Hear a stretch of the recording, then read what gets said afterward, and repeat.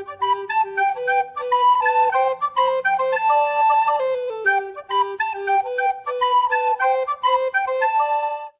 Share और subscribe करें हमारे इस चैनल को और बेल आइकन को दबाना ना भूलें ताकि हमारी वीडियो आप तक सबसे पहले पहुंचे। डियर स्टूडेंट्स, आज का हमारा टॉपिक है pre historic and stone age, जिसको हम प्रागैतिहासिक काल के नाम से जानते हैं।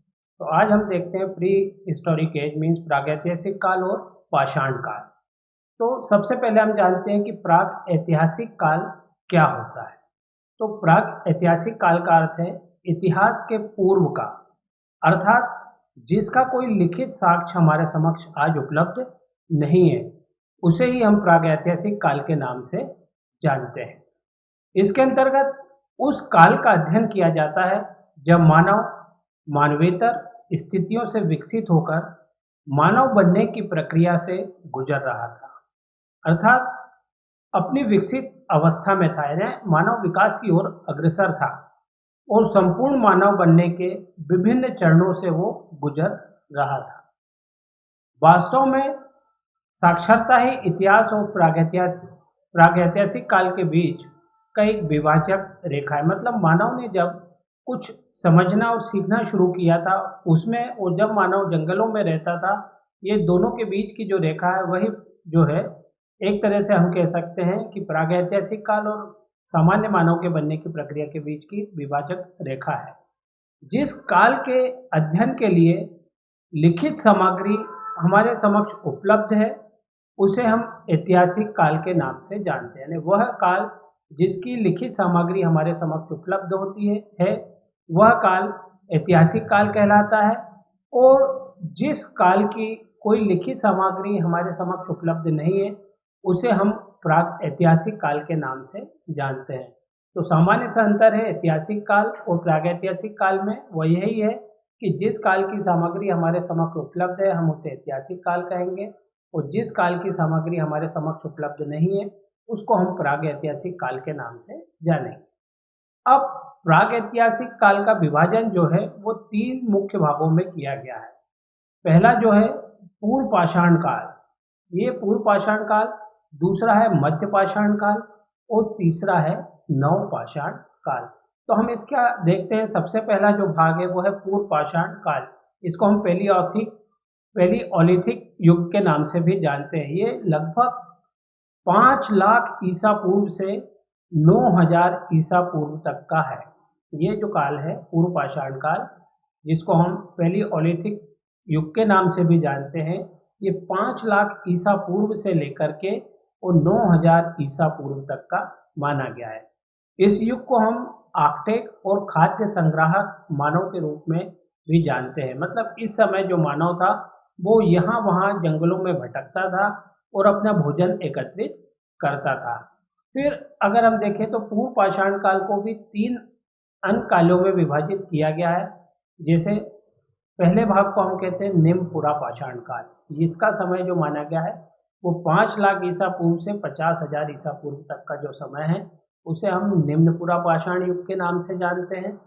दूसरा जो मध्य पुरा पाषाण युग है उसे 50,000 ईसा पूर्व से लेकर के 40,000 ईसा पूर्व तक का माना गया है।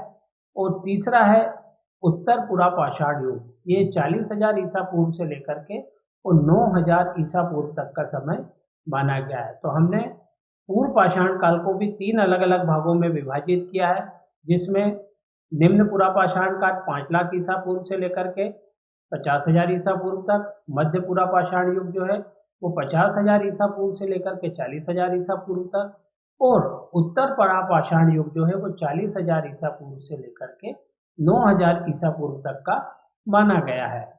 दूसरा जो प्रागैतिहासिक काल का विभाजन है वो पूर्व पाषाण काल के बाद वह है मध्य पाषाण काल। इसको हम मेसोलिथिक युग के नाम से भी जानते हैं। जैसे पैलियोलिथिक युग था पूर्व पाषाण काल, वैसे ही मध्य पाषाण काल को हम मेसोलिथिक युग के नाम से जानते हैं। ये 9000 ईसा पूर्व से लेकर के और 4000 ईसा पूर्व तक का समय है। इसे भी आर्कटिक पशुपालन संस्कृति के नाम से जाना जाता है। इस समय भी मानव जो था वो आर्कटिक करता था, मतलब जंगलों में विचरण करता था, वो पशुओं का पालन करना उसने शुरू कर दिया था।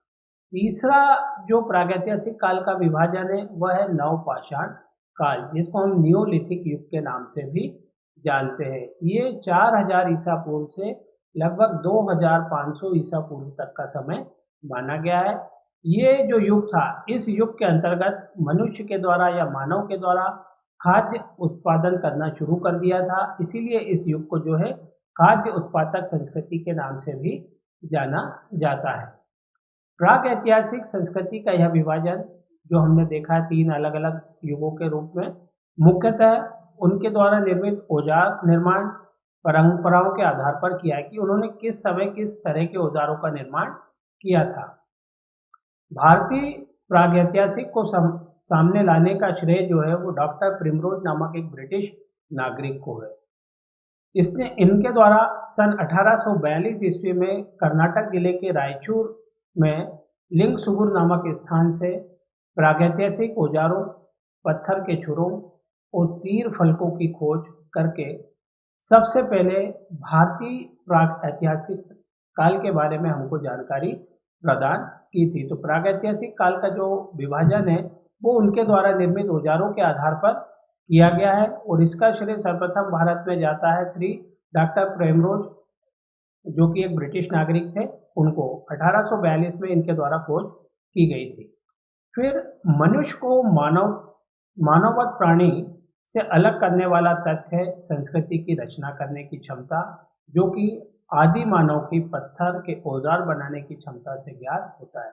मनुष्य जो है जानवरों से एक मुख्य रूप से इसीलिए भिन्न है कि हमारे पास सोचने समझने की क्षमता होती है और कुछ नया करने का हमारे पास होता है। तो उससे ही मानव ने क्या किया कि अपनी संस्कृति को जन्म दिया और वहां से उसने औजारों का निर्माण शुरू किया।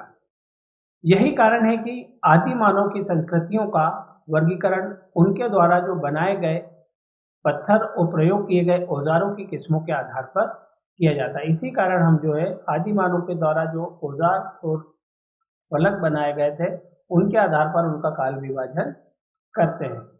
फिर हम स्पेसिफिक रूप से या मुख्य रूप से भारतीय पूर्व पाषाण काल की जब बात करते हैं तो भारत में पाषाण युग के उपकरणों को ढूंढने का कार्य जो है वो जियोलॉजिकल सर्वे ऑफ इंडिया ने प्रारंभ किया। भारत की एक संस्था है जो ऐतिहासिक तथ्यों की खोज करती है, जिसका नाम जियोलॉजिकल सर्वे ऑफ इंडिया है। उसके द्वारा यह कार्य शुरू किया गया। इस दिशा में जो प्रथम प्रयास था 13 मई 1863 को रॉबर्ट ब्रूस ने तमिलनाडु प्रदेश के मद्रास, जो आज वर्तमान में चेन्नई के नाम से जाना जाता है, नगर के पास स्थित पलवरम नामक पूरा स्थल पर किया, जहां उन्हें लेटराइट के जमाव के एक क्लीवर प्राप्त हुआ। लेटराइट का जमाव मतलब जो पत्थरों की आयु रहती है उसके बीच में एक तरह से हम देखेंगे कभी भी हम बाहर कहीं जाते हैं तो पत्थरों पे ऐसी गैप दिखने लगते हैं हमको, तो उन गैपों के अंदर जो जमाव रहता है उस जमाव के अंदर से ये प्राप्त हुए थे।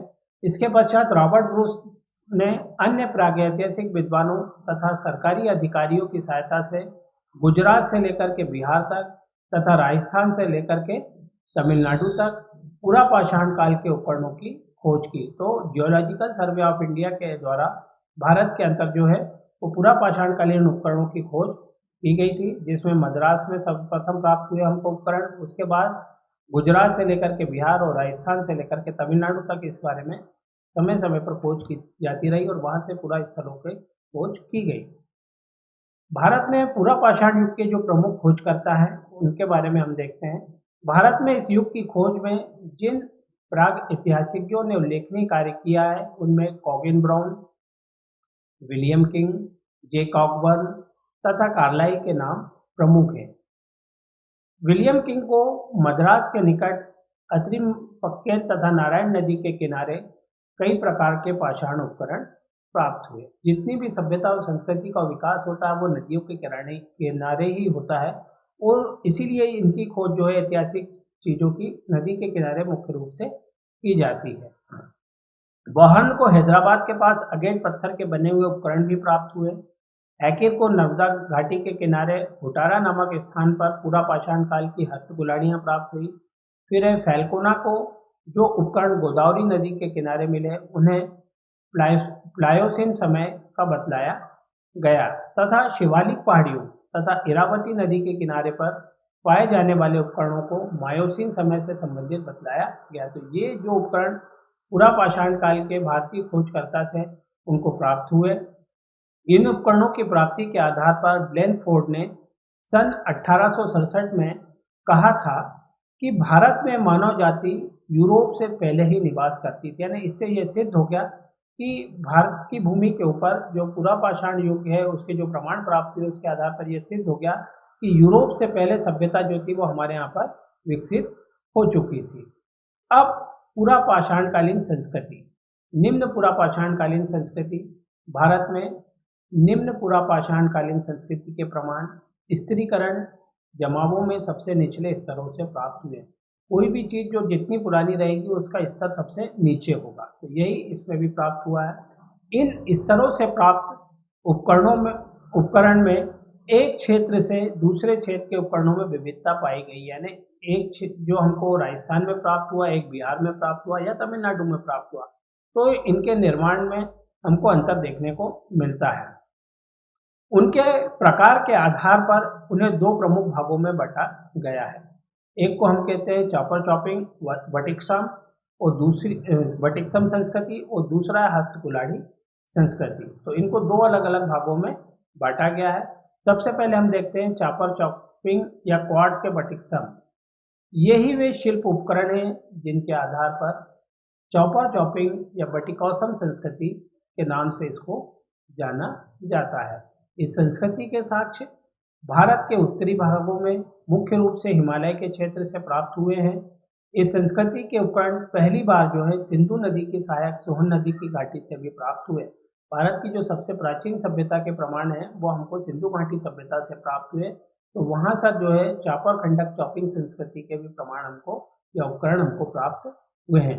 इस कारण इस संस्कृति को सोहन संस्कृति के नाम से भी जाना जाता है। यहाँ से प्राप्त उपकरण वटिकासम पर निर्मित एक पक्षी या उभय पक्षी चॉपर, एक पक्षी मतलब एक तरफ उसमें धार है दूसरी तरफ नहीं, और दोनों तरफ धार वाले उभय पक्षी चॉपर चॉपिंग उपकरण तथा बड़े बड़े फलक उपकरण हमको प्राप्त हुए हैं। बाद के उत्खननकर्ताओं में ऐसे उपकरण दक्षिण भारत में कर्नाटक तथा उड़ीसा में भी प्राप्त हुए। यानी बाद में जब और खोज की गई तो इसी प्रकार के जो उपकरण है वो दक्षिण भारत में तमिलनाडु में और उड़ीसा में भी प्राप्त हुए हैं। दूसरा में पत्थर के औजार, जिसको कि हम निम्न पुरापाषाण काल की दूसरी संस्कृति जो थी वो हस्त कुल्हाड़ी संस्कृति के रूप में जानी जाती है। हस्त कुठार और विदारक संस्कृति मुख्य रूप से दक्षिण भारत के विभिन्न नदियों के किनारों से प्राप्त हुई है। तो जो हस्त कुठार संस्कृति है उसके प्रमाण या साक्ष्य जो है वो दक्षिण भारत की नदियों के किनारे से हमको प्राप्त होते हैं। यह संस्कृति एशुलिन संस्कृति के नाम से भी जानी जाती है। इस संस्कृति के प्रमुख उपकरण हस्त कुल्हाड़ी, क्लीवर, खुरचन यंत्र तथा फलक है। सर्वप्रथम यह संस्कृति जो है वो मद्रास या चेन्नई, जिसको आज हम जिस नाम से जानते हैं, वहाँ से प्राप्त हुई है। अब हम देखते हैं पुरापाषाण युगीन संस्कृति का भौगोलिक वितरण। भारत में जो पुरापाषाण युगीन संस्कृति के प्रमाण हमको प्राप्त हुए हैं वो किन किन क्षेत्रों से प्राप्त हुए हैं, भारत में इनका वितरण कहाँ कहाँ हुआ है। पाषाण युग को 3 भागों में विभाजित किया गया है। इन तीनों भागों के साक्ष्यों का भौगोलिक वितरण इस प्रकार है। इस काल के मुख्य साक्ष्य जो है हमको हिमालय की पहाड़ियों, सिंधु नदी के क्षेत्र में तथा दक्षिण में मद्रास या चेन्नई में पाए गए हैं। इसके अलावा इसका वितरण राजस्थान के शुष्क मध्यवर्ती भागों, उसके रेगिस्तान की सीमाओं से भी निम्न पुरापाषाणकालीन संस्कृति के प्रमाण हमको प्राप्त हुए हैं। इसके अलावा गुजरात और मध्य प्रदेश की नर्मदा घाटी, झेलम नदी, सोन नदी, बेलान घाटी, इसके अलावा दक्षिण में कृष्णा नदी, बुक्सी घाटी, इन जगहों से भी हमको ये साक्ष्य प्राप्त हुए हैं।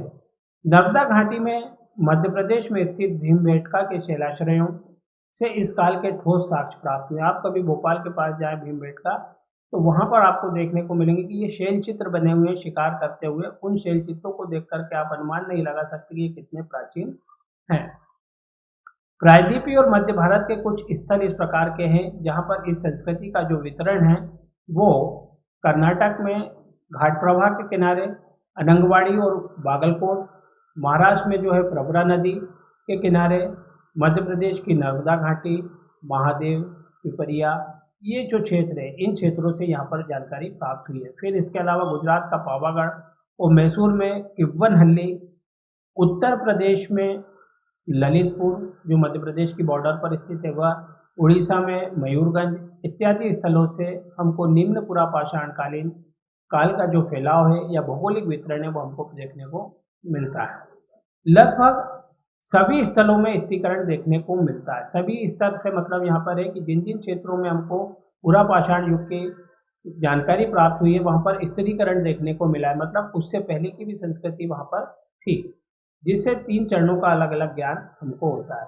तो आज हमने देखा कि किस प्रकार से पुरापाषाण काल की संस्कृति में को हमने अलग अलग भागों में किस प्रकार से डिवाइड किया। 5 लाख ईसा पूर्व से 50,000 ईसा पूर्व, फिर 50,000 ईसा पूर्व से 40,000 ईसा पूर्व, फिर 40,000 से 9,000 और 9,000 के बाद फिर जो नया है वो। तो पुरापाषाण युग की संस्कृति का भौगोलिक वितरण भी हमने देखा। तो आगे अब हम देखेंगे इसी संस्कृति को अलग अलग रूपों में। आज का हमारा जो टॉपिक है वो आज यहीं पे समाप्त होता है।